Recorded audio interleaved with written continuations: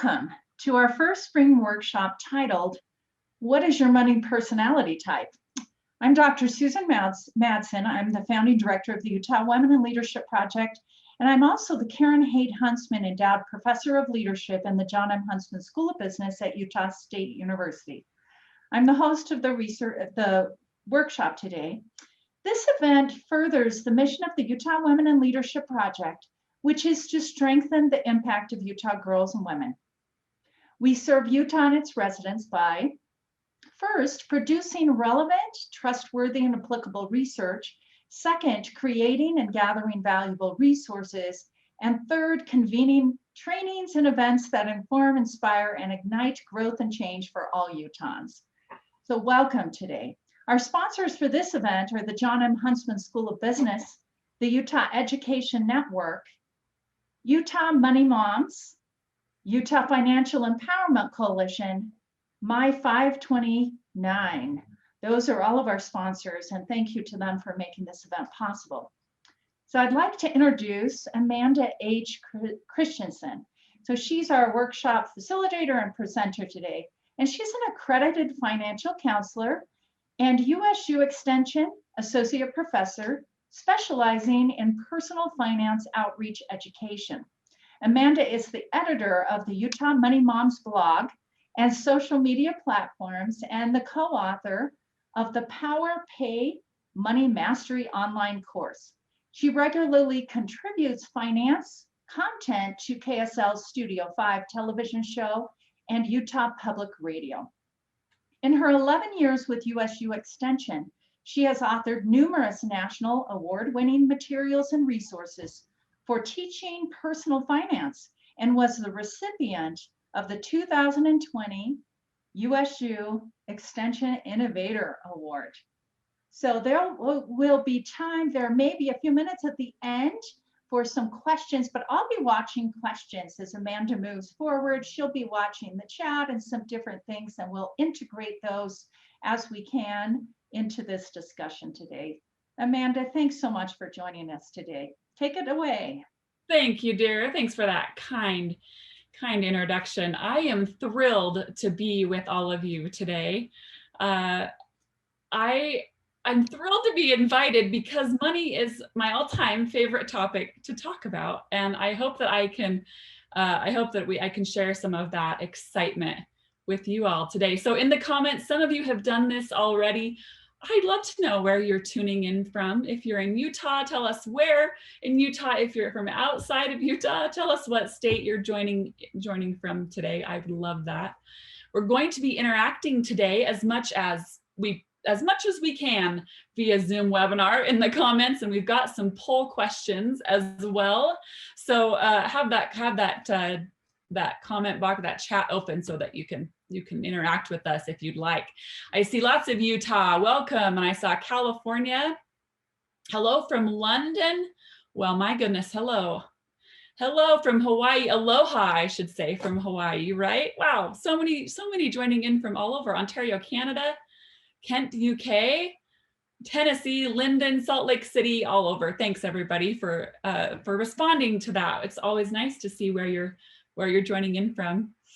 As Susan mentioned, I am a part of the Utah Money Moms, the editor for the Utah Money Moms blog and social media platforms, and a proud partner with the Utah Women in Leadership Project through that as well. I work with USU Extension, and I'm a co-director of the Empowering Financial Wellness Program, which brings me here to you today to talk about money personalities. I've been involved with personal finance education for about 11 years, 13 years if you count grad school. So some of you, I'm pretty young, I'm sure still. But 11 years has flown by, if I'm honest. And I've really never felt more strongly about teaching personal finance, particularly teaching and learning more myself about my money personality than now, in light of the impacts and effects of the COVID-19 pandemic and how it's impacting our financial health every day. So that was the topic that Susan and I landed on when she invited me to be with you today. And I'm, again, just thrilled to be here with you. All right, first, I would like you to write down, if you have a sticky note handy, if you have a piece of scrap paper nearby, or if you are listening on the go and are not able to write anything down, please just think about what the answer is to this question for you. Write down one thing you'd like to improve about your financial health. It should be the first thing that comes to mind. You shouldn't have to think too hard or too long to answer the question, what is one thing you'd like to improve about your financial health? Write it down. We keep it in the back of your mind as we go, and we are going to refer back to it just a little bit later. But first, I want to launch this first poll here. So if you'll look at the response here, if you were to draw a picture of money as a person and respond to this for me, would you draw a man or a woman? So we'll give some time to let responses come into there. And then the second question, if you saw money walking down the street, what would you do? Would you wave and smile and say hi? Would you keep walking and hope that money doesn't see you? Would you go out of your way to escape and totally avoid money? What would be, we have just over 50% of the votes in, and I'll share results. As it's coming in, I can tell you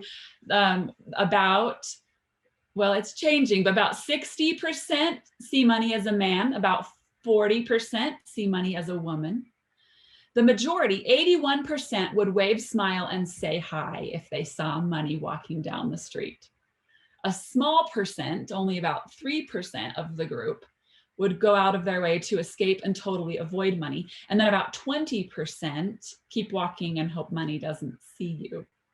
Okay, I think we've given time for people to vote. I want to end the poll and share the results here so you can see. If you were to draw a picture of money, so a majority of you would draw a man. Isn't that interesting? I've really not been asked that question before until recently. So it's interesting how you respond, how you think through that answer to that question. A man or a woman, if you were to draw a picture of money, most of you said a man. And if you saw money walking down the street, the majority of you said you would wave, smile, and say hi. Hi, money. Nice to see you. You got some for me. Okay, thank you. Thanks for responding. It's interesting to see everybody's reactions and how we all view money differently. We all view money differently. More and more, the latest research in the fields of neuroscience and behavioral economics conclude that it's not about how much we have.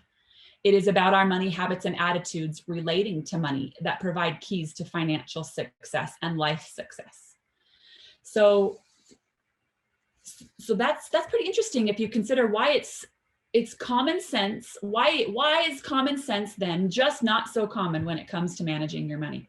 Why do many smart people often make poor money choices even when they know better? What explains why millionaires end up in debt while many people earning a modest salary are pretty financially secure? So these are some of the things we're going to talk about today. Some things I think we get at when we talk about money personalities. We'll talk today about background info. We'll talk things that are helpful to know first before we dive into those money personalities. And we'll end with the so what. Now that I know this, how does it help me? How does it help me today? And most importantly, what should I do about it? All right, why is money such a difficult topic to talk about? I have another poll for you if you'll answer this question. It's really a simple question. If you were in person, we were in person together in this training, and I asked you to turn to the person next to you who you don't know and introduce yourself to them. Would you rather share where you went on your favorite vacation, or how much money you earn and how much money you owe? What would you rather? I can tell you right now, the overwhelming majority would much rather talk about a vacation. Money Money is just one of those things. Okay, a lot of folks have voted. I see folks still voting, but the overwhelming majority, I'll end the poll and show you, I'll share these results with you. There were about 10 folks who said they would feel comfortable amongst this group of over 200 that would feel comfortable sharing their financial information. Most would rather, and sure, of course, I mean, that's fun to talk about, right?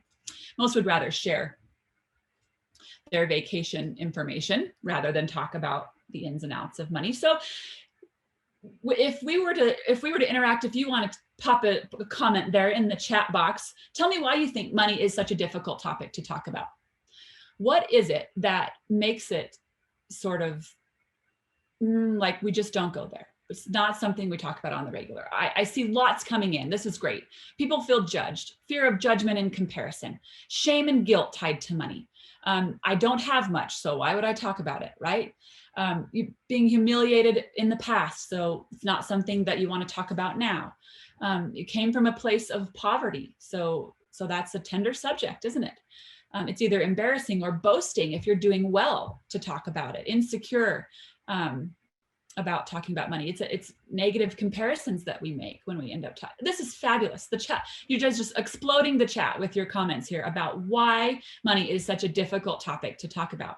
And it's difficult. We don't want people to know that we don't have very much, or we don't want people to know that maybe we do have, that we're well off with money. It goes both ways, doesn't it? So it's perceived as being very personal. Yes, Tracy. Plus, you do not want to come across as showing off. Just you guys have touched on everything I would have or could have said. Worried about looking prideful, worried about that judgment, worried about feelings of shame or guilt, insecure about your knowledge of money, and worried, not wanting people to know you don't have much or that you have quite a bit. And finally, Kathy, I see that comment. Your parents never talked about it. And we'll get to that in a little bit. Absolutely, right? We just not really something we grew up talking about. All right. Our brains have some natural biases that we deal with every day. And we all deal with them in all different cultures, in all different races and religions and genders. It's all there. And these are the 4 I want to touch on today to give a little bit of background about this money personality topic before we dive in. So present versus future, pleasure versus pain, the confirmation bias, and the status quo bias. Present versus future bias. We prefer the present. We think and care most about immediate consequences. Our brains we are wired this way, to respond to the present, to be in the present, and to make decisions that affect the present.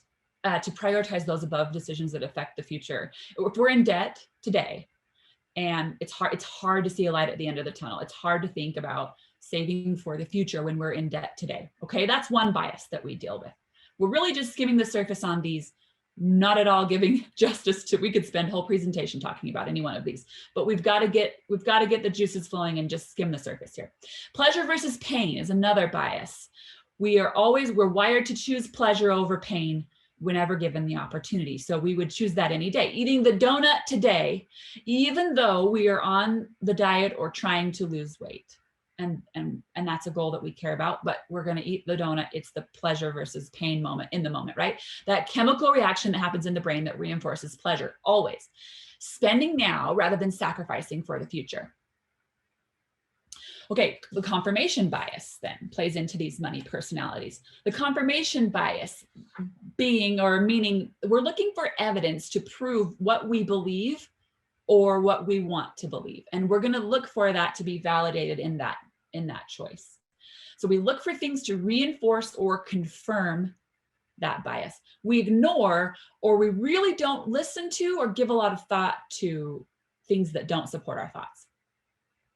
Okay, we do this without, with and without money decisions. We do this. This confirmation bias is there.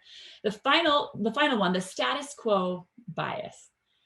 If you see yourself as someone who has money, and then you lose a job, you're laid off or furloughed, or your situation changes such that you really don't have the same amount of income coming in, and then you can sabotage yourself because you continue to live in the status quo.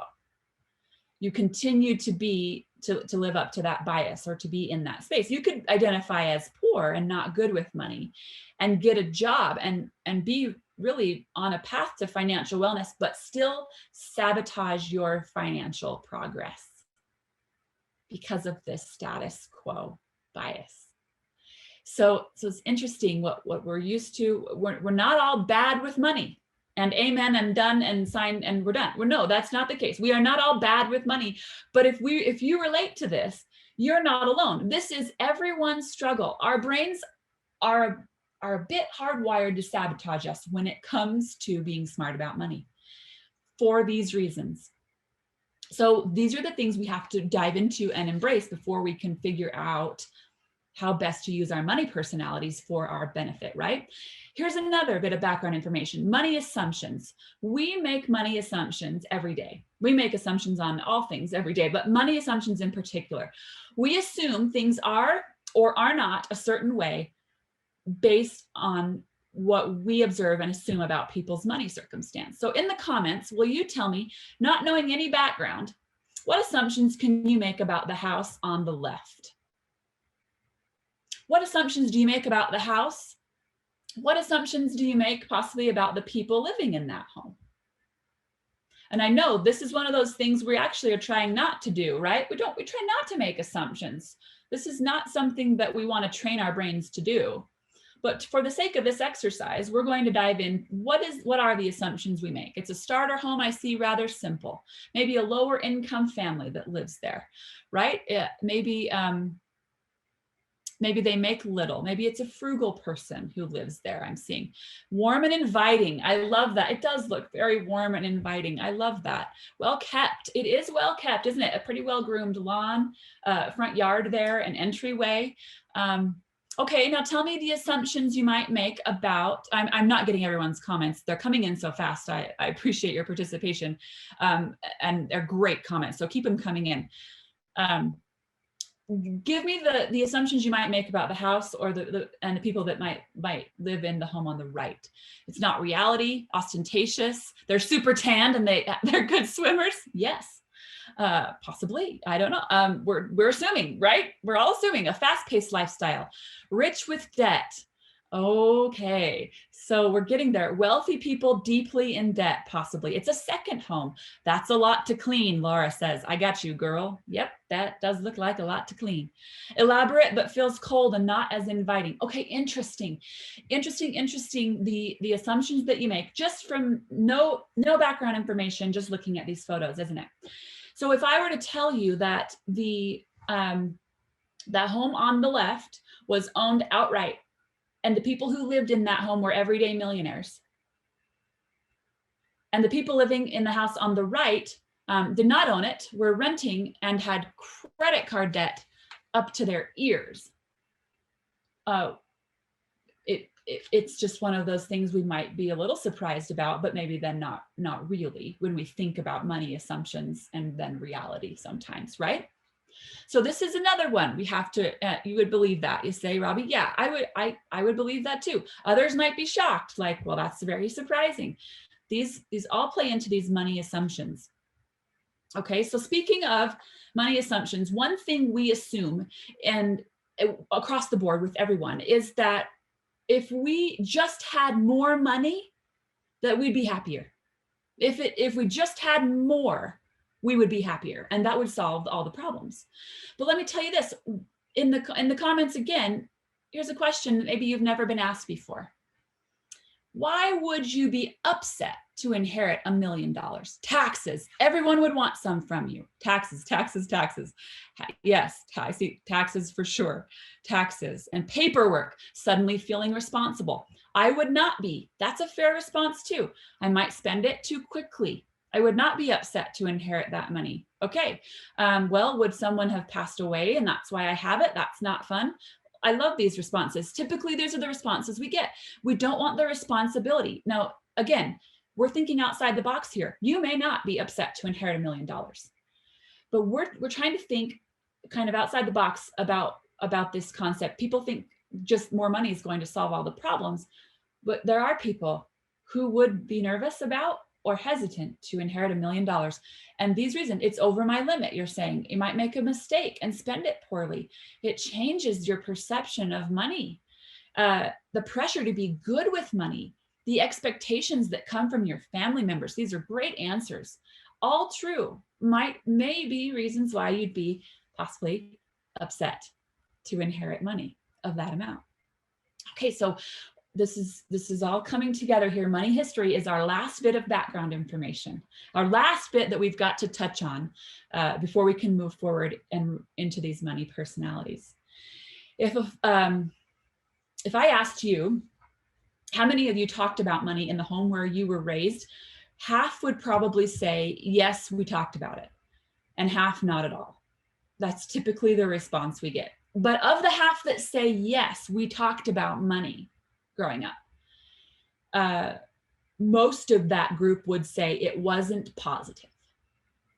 The money conversations that I heard or was a part of as a child or whatever weren't positive money conversations. So surely some did have positive money conversations at home. Most didn't have any at all, or if they did, it wasn't positive. If I asked you how many of you actually sat down before you left home and learned how much your parents earned to the dollar and how much went to savings and investing, how much went to pay the bills, and how much their grocery budget was, I mean, the details, very few would respond that they experienced that. So just because you grew up in the same family, and whether you talked about money or not, doesn't mean you get the same money messages, does it? So some questions when we're trying to dig at our money history, and it's a pretty critical thing to think about when we're trying to discover a money personality, actually, is what are your first money memories? What was your first big purchase? And how did your family handle money growing up? And you'll see the answers to that will sort of spark how you were raised and how your money history influences your money personality today. So who remembers their first big money purchase? A hide-a-bed couch. You don't know how many times I hear that response, a futon or a hide-a-bed couch. That is hilarious. A car, a church history tour, you paid cash for a car, a game console, a used car, a TV. Okay, so a lot of responses coming in. A piano, school debt, a TV, a washing machine and dryer, a service trip to Mexico. These are fun. These money memories, your first major purchase, these are fun. These really allow us to sort of dive into, was I allowed, was I allowed to earn money when I was young or not? Did I have an allowance or didn't I? Were money decisions made for me, or was I allowed to make some money decisions on my own? So great. Thank you for the responses. These are really fun to see. And I would suggest you take some time to answer each of these questions. Dive into your first money memories, your first big purchase, and how your family handled money growing up. Okay, here's what we know so far. Here's a recap of where we've been. Money is a difficult topic to talk about. It is. Our brains are naturally biased, number 2. Number 3, we make money assumptions. And number 4, we all have money history. So all of this is going on, and yet we still need to get at the root of what makes you unique with money. Our money personalities. That's where we're headed. Why you manage money the way that you do. You start to see how knowing your money personality can now be a powerful tool to combat this difficulty communicating about money, these biases, these assumptions, and things that we have happened in the past that are either learned or not, that may be affecting how we manage money today. So what is a money personality? Let's ask that. What is it? We've got to define it before we can figure out what ours are. What is a money personality? Well, it's a set of habits and attitudes about money that are determined by everything you see listed on this slide and more that didn't fit on the slide, frankly. So your social group, your culture, your community standards, the media, you were in the past and are currently influenced by, spiritual and religious upbringing, your education, certainly your experience and the family that you grew up in. All of these things influence your money personality. It all sounds just a bit impossible to pinpoint when you start looking at what really goes into it. It's a little bit of everything, isn't it? And it's a lot. And if I were to ask you to try to think through each of these things individually and try to come up with some, the roots of your money personality, it might be tricky to do that. So let's break it down into a simple formula. Let's simplify this, break it down so that you can easily see where this is at. Your money personality is a combination of your habits, so reoccurrent, unconscious patterns of money behavior acquired through frequent repetition over time, and your attitudes, or your thoughts and feelings about money. Simple as that. The habits and attitudes equal your habitudes. Have you heard that word before? Habitudes? May or may not have heard that word before. It's a combination of the word habits and attitudes. Benjamin Franklin actually coined that phrase. And that's what we're going to dive into, our money habitudes, or our money habits and attitudes. Here's an example of a habitude, a combination of a habit and an attitude about dogs. Let's start there to try to understand this a little bit better. Jill grew up in a home with dogs, and her attitude is that dogs are friendly, they're fun playmates. Her habit, whenever she sees a dog out on a walk in her neighborhood, is to go over to it, to interact with it, and to pet the dog. Okay, an attitude and a habit. Jack, on the other hand, was bit by a dog as a child.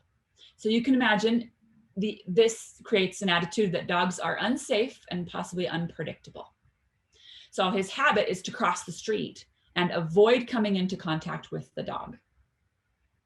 Okay, that's a habitude related to dogs. Now let's get into a money habitude. What is a habitude related to money? Well, like a computer operating system, that's how I like to visualize it. Habitudes are always running in the background of our brain, always. Indirectly or directly influencing every money decision we make and affecting how confidently and competently we manage our money. Here's an example of a money habitude. Kim's family encouraged her to save half of her allowance and cash gifts. And so now when she gets a paycheck or any bonus income, her attitude is that she should save part of it. And so her habit is to have part of it automatically deposited into a savings account. Okay, an attitude and a habit. On the other hand, Lacey's mother always took any cash gifts that Lacey received and never gave her any of the money, even when she promised to pay Lacey for doing chores. Lacey never saw that money. So now when Lacey gets money, her attitude is that she fears it will be taken away from her. So her habit is to hide it or to spend it right away. An attitude and a habit about money. All right, when we look at money habitudes, at money personalities, we're not just talking saver or spender.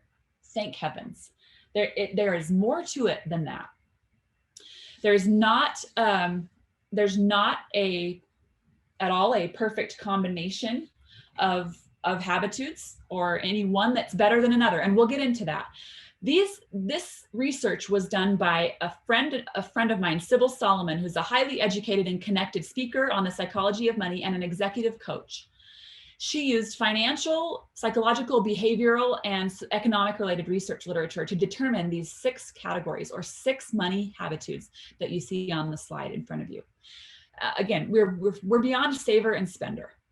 Okay, security, giving, status, planning, spontaneous, and carefree are the 6. Security, money helps you feel safe, secure, and in control. Giving, money helps you feel good by giving to others. Status, money helps you present a positive image. Planning, money helps you achieve your goals. Spontaneous, money encourages you to enjoy the moment. Carefree, money isn't a priority. You just let life happen. Now, these 6 habitudes, they affect your behaviors and decisions regarding saving, spending, earning, giving, debt, and investing, all the money things. You might look at these 6 and say, oh, I'm not a planner. That's definitely not me. Or I'm security and nothing else. That's definitely me. It's more likely that you are a combination of some or all of them. And that's what informs your money personality. There is not a perfect combination of each of the 6, and there's not one that's any better than another. However, I will say too much of any one habitude in its extreme probably mean that there are challenges. And any habitudes that are completely missing from your money personality may indicate a need for balance.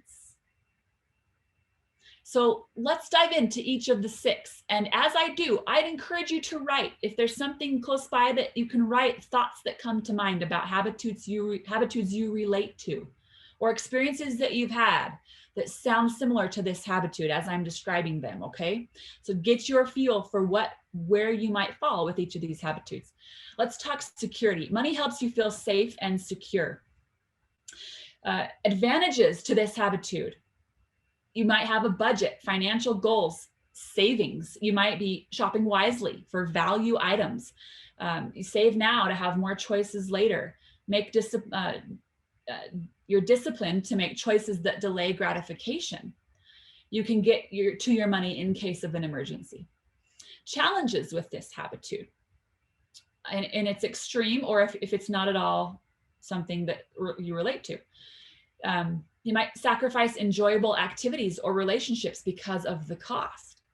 Your strict budget means you're unable to take advantage of unexpected sales or opportunities. By avoiding money, you avoid risk, and money is safe, but it doesn't grow. Or your job is secure, but you're not willing to go any higher, or maybe leverage an offer for a raise because of this security habitude. Or you might hide or withhold information from significant others to stay in control of money. Okay, giving. Money helps you feel good by giving to others. The advantages to this habitude are, as you might expect, you have strong values and convictions. You generously give to people and or causes. You might be depended on by others. You might be appreciated for being thoughtful, or admired for being able to anticipate others' needs and use your money for that purpose. Challenges with this habitude. You might be disappointed if money or gifts aren't appreciated, or unrealistic expectation that others will give back when you need help. You might sacrifice your needs or future security for others. So your needs and future security for others. Promote dependence by giving too much or too often to people. Okay, there's giving. The third, let's talk status. Money helps you present a positive image. The advantages to this habitude are that you present a strong first impression. You often give generous or unexpected gifts. You don't burden others with your money problems. You might enjoy when others return favors or are generous, and you're attentive to what is important to others. Okay, a few of the challenges to this habitude. It may create a false sense of having wealth. You may feel a constant stress to keep up with others. You may have no money saved for the unexpected, or that fear of losing friends or status if others knew your real financial situation. Okay, some challenges. Okay, planning. Money helps you achieve your goals. Advantages. You make intentional money decisions, very intentional, based on values and long-term outcomes. You have savings to pay for the unexpected. You buy items that you really want that will retain their value. And you have a sense of well-being and control when it comes to money. Challenges with this habitude: you feel pressure to spend in ways that don't fit your budget or values. You may be expected to help others. You might find it hard to respond to new opportunities, maybe intolerant or impatient when others don't meet your standards or have different money views than you do. All right, 2 more. Spontaneous. Money encourages you to enjoy the moment. Advantages to this habitude are that you enjoy adventures and the unexpected. You are able to quickly respond to opportunities. You get things right away. You have friends who will join you when you want to go places or do things. These spontaneous groups often find each other, right? Okay, challenges though. You spend even when you don't have the money. You go into debt to buy things you don't need. You don't have money for the unexpected. You feel powerless to control your spending. You might keep money secrets because you feel guilty or ashamed of your spending or of your debt or of your giving. All right, last one. Carefree.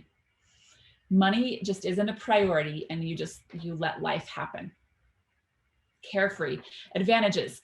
You're optimistic that things will work out. You can jump on new opportunities because you're not really pinned down anywhere. You're not pressured by others' expectations. You're not distracted by money considerations or details. Challenges to the carefree habitude. Lack the skills to feel and the information to feel confident with money. You might be unable to support yourself if the person providing for you can't or won't continue. You may miss opportunities by avoiding commitments or missing deadlines. And you might feel frustrated by how often things don't work out with money. Okay, so those are the 6. I hope as I read the descriptions and briefly told you some advantages and challenges that you were able to think through or write down some experiences you have that might have related or areas where you think that where you fall with your money personalities. I want to give you some questions to consider because there's more to unpack here than we're really able to do in an hour.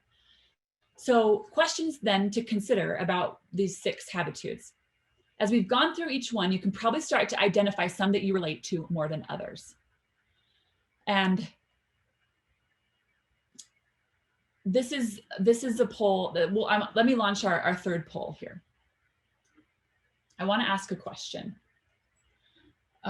Based on the money habitudes we just talked about and your responses, here's some questions for you. Would you give me money? If I was in need and asked, would you give me money? Do you have, is giving, is that maybe one of your stronger money habitudes or not? If everyone was divided up into groups by their dominant habitude, here's a fun one. To plan a trip to Disneyland, Disney World, that's where we can go right now, right? Which group would you want to join to plan the trip? Security, giving, status, planning, spontaneous, or carefree? And then yes or no, can habitudes change? Can they change? Okay, we'll let some responses come in. We've got about 50% voted. We'll give you just a little bit more time and I'll share the results with you. These are interesting. Would you give me money? If everyone was divided up into groups by their dominant habitude to plan a trip to Disney World, which group would you want to join to plan the trip? Of the 6 habitudes, and can habitudes change? Yes or no? Okay, many have voted. I'm going to end the poll and share the results with you because this is fun. Would you give me money? Look at that split. Pretty even, yes or no? Pretty even there. Would you give me money, right? Yes or no? If everyone was divided up into groups, the habitude that commonly wins out in this question is the planning habitude, right? Well, we'd want to join the planners who are going to make sure that when we get there, we have transportation and we know when the parade is and we know when the park opens and closes and when the fireworks are.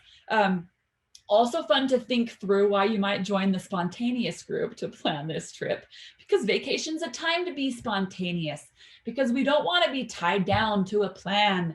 And then the security group is an interesting response to have as well, that we want to make sure that when we come home, possibly from this vacation, that we're still putting food on the table and we're still able to function that way, right? Interesting as we think about it in that context. There are strengths and weaknesses to every habitude. So there would be strengths and weaknesses in every case. And then can habitudes change? Yes, they absolutely can. You are right. They absolutely can change. You bet. Any major life transition can change your dominant habitudes. So a birth, a death, a marriage, a divorce, a remarriage, a graduation, a new job, a job loss, you name it. Certainly habitudes can change and do change with over time and with those major life events. So some general questions. Does my combination of money habitudes work for me right now? The ones that I relate, the ones that you feel like you relate to, how's that working for you? Would you be happier or feel more in control if you used any habitude more or less than you currently do? Look for patterns. What people, places, or situations can trigger a habitude to be used? Do you handle money one way when life is good and another way when you're stressed or vulnerable? These are some things to dive into and have some self-reflection when you're either rewatching this or later today or tonight. Dive into some of these questions and you'll start to see your money personalities and you'll come out strong. Do you usually stick to a budget but can never say no to certain people when they ask you to go do things, or to those Instagram swipe ups, right? So these are the things that start to really get very real, and they're questions to consider to help you analyze your money personality a little bit more. Now, again, in an hour, we have time to basically introduce them and scratch the surface. If you want more, the full analysis of your money habitude, you can go take a quiz at online.moneyhabitudes.com. That's where you can go to fill out. You can pay $10 to $15 to do the quiz to give you your full breakdown of your money personality. It gives you a PDF report. It'll tell you all the ins and outs, help you analyze everything about your money habitudes. And that's about $10 to $15 to do that at this website. If you hang with me till the end of the webinar, I have the ability to offer this for free to you, and I'll tell you how you can get it for free as we're wrapping up. But so what? That's what we've got to get into. That's what the outline, that's the last piece of this presentation today, is the so what. How does knowing more about our money personality help me today? And maybe more importantly, what should I do about it? What can I do about it? So here are 3 takeaways. The first, I can respect money personalities that are different from mine. And I can expect some respect in return. Okay? I would add to that. It's Valentine's weekend. Oh, yeah, whether you're like, yay, hooray, bring it on, or no, thank you, can we just skip it? Whether you're valentining with a significant other or galentining with pals, how does this affect how we interact with significant others? And how does knowing your significant other's money personality help you interact and communicate positively about money? This is a so what. This really makes a difference, knowing this. We can respect money personalities that are different from ours.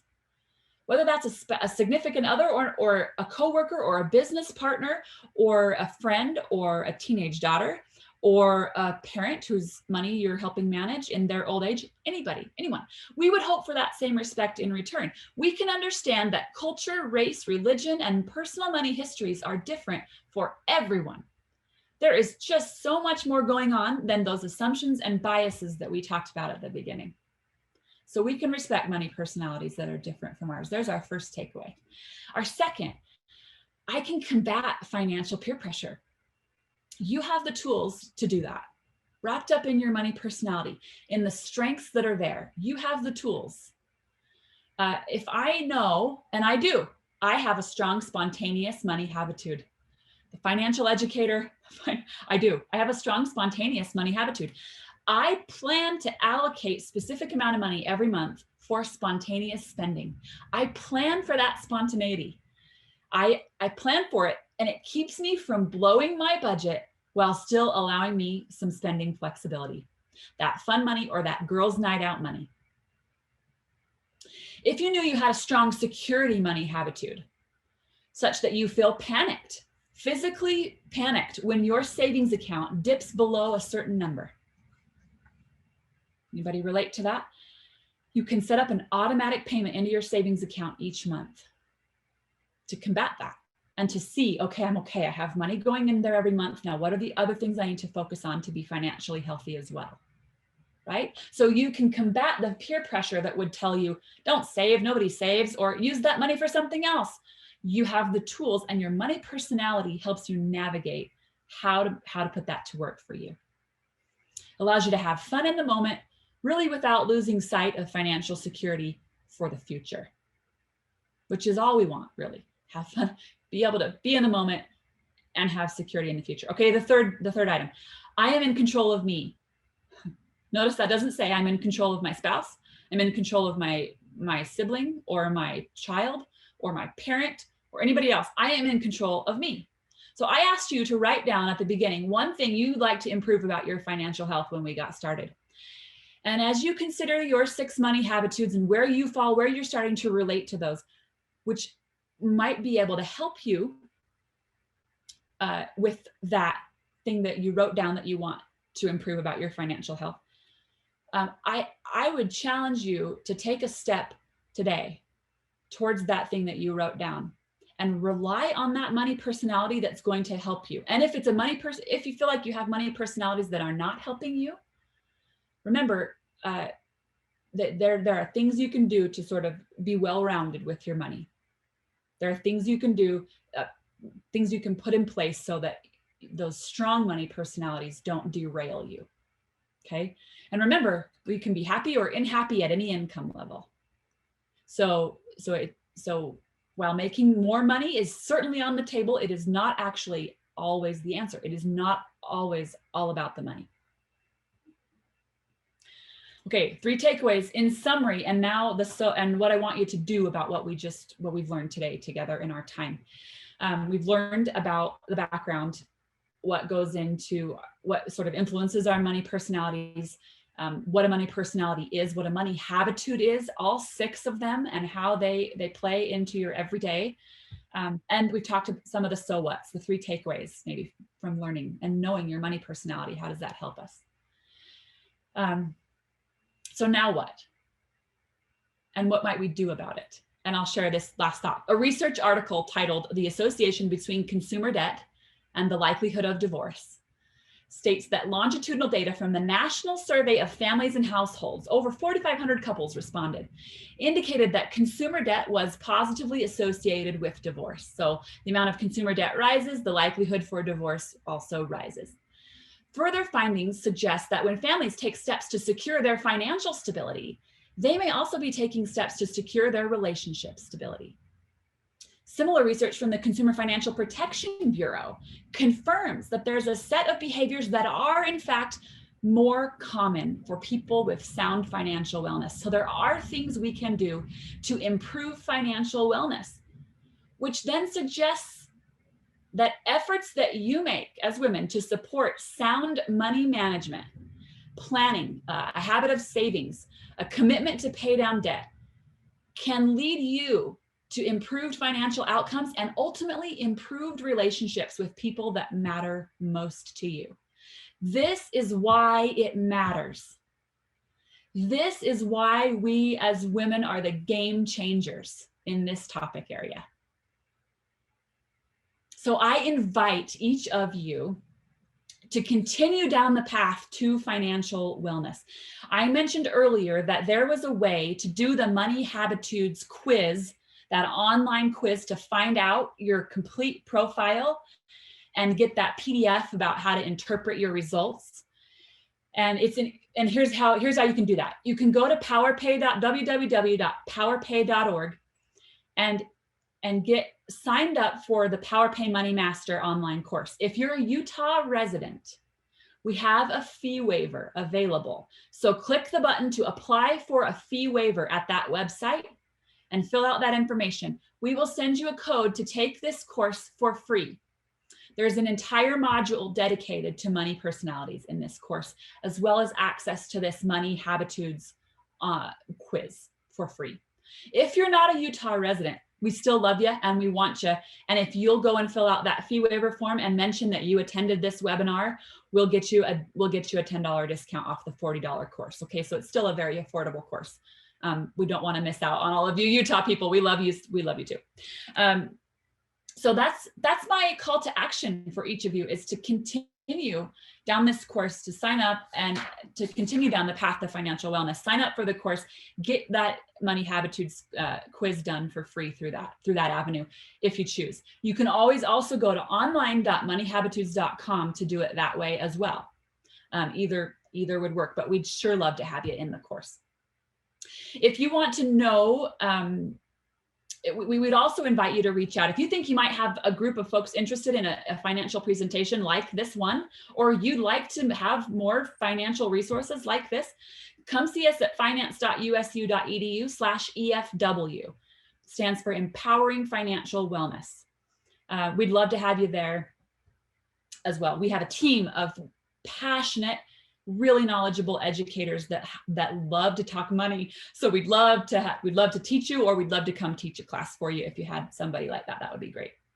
Now, I will say this, after the webinar today, you'll receive an email, and I want you to know, if you'll follow the link and fill out the survey that's going to come in that email, we are going to send a handful of you a deck of Money Habitude cards. If you'll please fill out that survey, we would love it. We'll send you these Money Habitude cards. These are the evergreen resource you can use over and over and over again. It's an activity in card form to determine your money habitudes. Same thing as the online quiz. It's just a physical deck of cards that you play and use. That there's instructions that come with them to help you determine your money personalities. I honestly love this resource. I can't say enough about it. I use them with all ages, and they're a really fun way to talk about money without jumping to an argument, or, you know, if money's hard for you and your significant other to talk about, I highly recommend these. So fill out that survey. We would love to send some to you, those of you that do that. Thank you. Thank you, Susan, for having me. Thanks for all of the good work that you're doing with the Utah Women in Leadership Project. I'm happy to take any questions people might have, and come join the fun at Utah Money Moms on Instagram and Facebook. We'd love to have you. Thank you so much. I appreciate this. We have maybe just a couple minutes for a question, and I've been chatting with a couple of people, and one of them that I would like to just ask you in the last couple of minutes is just talk about a little, in all your experiences through the years, what's really different about how women and men spend money? So what are the key things? Sure. So this is, well, we know that men can think sort of in boxes, right? And they're in this box, and then they put it away on the shelf, and they open out another box, and they put it right. And women are sort of have this web of interconnected processes always going on all the time. It's the same with money. So we're thinking about multiple things at a time with regards to, and there's a weight with that, Susan. There's a weight to be good. If you're the sole money manager, like the person that's doing the budgeting and for your household, there's a lot of weight women carry. Often it's women, it's not always women, but often it's women who are doing some of that day-to-day money management. So when it comes to spending, there's a lot that goes into our spending decisions. Oftentimes we hit overload for that reason, and we're a lot more often, we're a little more prone to make decisions that sort of break the budget, or we can spontaneously spend a little easier than our male counterparts do. So those are the things that come to mind right off the bat. In some ways, men, I mean, you know, if it's related to golf, my husband's going to spend. It just matters where your values are, right? So it's not that women are bad spenders and men aren't. It's just that the way we process sometimes leads us to overspend a little easier. So one more question. So in the work that I've done through the years, I do come across women who tell me really some sad stories about their husbands passing away or sudden divorce. And I tell you, I've had hundreds of women say that they never had engaged in any education or awareness and they had no clue what to do, especially when their spouse passes away. They don't know passwords, they don't know anything in terms of getting into those accounts. And it's so important. But talk about the importance and just a couple of tips as we finish up today. Sure, to be involved, right, with the day-to-day managing of the money and to be communicating. If you're not the one involved or don't care to be the one who knows all about the investment accounts or whatever it is, there's got to be an opportunity to talk about it that is informative and so that we're on the same page. So here's my first tip. Plan a money date. Get a sitter, go out, treat yourself, get dessert, and plan to talk about these things. If it's a source of contention for you when you talk about it, go to a public place where you'll be kind and you'll be able to get through it, maybe without as much contention. But please be willing to ask and to know just the things you've mentioned. What are the passwords? Where are this at? What does it mean? What does it mean for the future? So that you are aware that you share, that you do not have to be in the details, but you've got to know the basics about where things are and why. If you're connected with an accountant or someone who's helping you manage money for you, go to those appointments with your spouse. Even if you can't think of anything else that sounds like the most boring thing, go, show up, be present in that moment and engage there. We don't want to go down the road of financial infidelity or financial abuse, which is what happens when we choose to be sort of complacent about it or decide we're not interested, so we're really not going to be involved. Be involved. You don't have to be in the details, but please be involved. I love that. Thanks so much for this presentation. It's fabulous today. And